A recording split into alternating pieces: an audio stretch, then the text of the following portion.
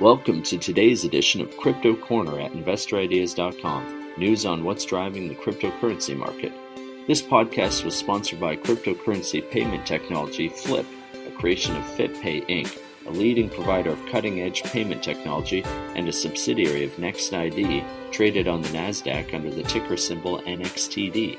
Learn more about how to order Flip at fliptopay.com. And Crypto Corner is also sponsored by Genesis Blockchain Technologies, or GBT. GBT is a powerful cryptocurrency centralized-decentralized exchange, which will include a broad range of services and benefits from cryptocurrency and blockchain markets development, while avoiding complications and risks arising from cryptocurrency ownership, transfer, and exchange. You can download the Genesis Exchange and Wallet app at Google Play and on the Apple App Store. Learn more at www.mygenesis.io. Here with Jeff Stevens from Datametrex. Jeff, you can just tell me a little bit about the company, what you guys do, and just a brief background. Great, thanks. Datametrex is publicly traded on the Toronto Venture Exchange. The ticker symbol is DM. We're effectively a holding company of technology operating silos. We have 4 operating silos. First one, Nexology, which is focused on artificial intelligence and machine learning. We have contracts with the Canadian federal government, and we collect unstructured data, clean it up, and provide you with insights on how to be productive with that data. Our second one would be Graph Blockchain. That's private bespoke blockchain solutions that we build for large enterprise and government agencies. We're in the process of taking that company public to be a standalone company on the CSC. And we have contracts with Samsung Electronics, LG Electronics, and we're partnered with IBM Global Asia. The third division would be Ronin Blockchain, which is focused on industrial scale crypto mining. We have a 300 megawatt capacity available to us with our partner GoSun Holdings in China. That capacity is in Mongolia, and we'll be looking to take advantage of that when we get more comfortable with the current crypto market. And the fourth sort of leg on the stool would be our systems integrations and data collection side. Perfect. So I saw your speech, which was very informative. The main thing I wanted to ask about your guys' data analytics and everything is you guys find not just the trends of certain social media or certain online information, but actually some of the, I guess, missing information. How do you guys go about that, and what's different about your company with that? Yeah, great question. So Nexology is the division that handles that, and the founder of the Nexology is an astrophysicist, and he created this algorithm when he was trying to identify black holes in the galaxy, and he turned that to the internet, recognizing it's very similar. It's a mathematical problem. So we use the patented algorithms, and we identify that mass unstructured data, and then we bring it in and we clean it and scrub it, and then we put it on a lexical map so you can visualize that data.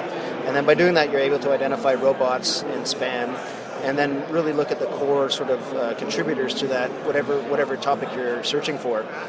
And what's unique about it is oftentimes when you look at it on a map, you can identify things you didn't even know were part of that conversation or part of that search. And so for corporations, it's identifying new target markets to sell to. For government agencies, it could be identifying new risks that exist in certain areas. So it's a great tool set.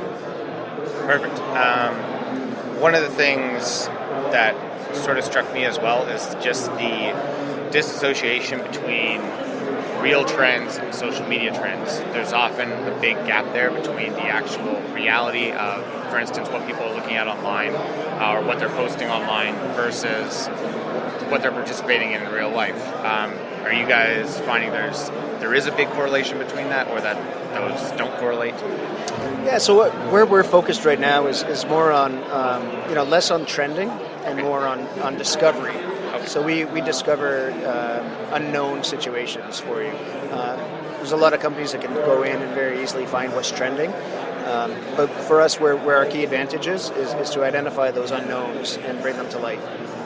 And with going into the crypto mining, obviously that's a pretty competitive market right now. Are you guys focusing mainly on, for instance, like the top tier cryptos, or are you looking into future cryptocurrencies? That's a great question. So that that space changed very quickly. It was very hot, and there was a lot of enthusiasm in it.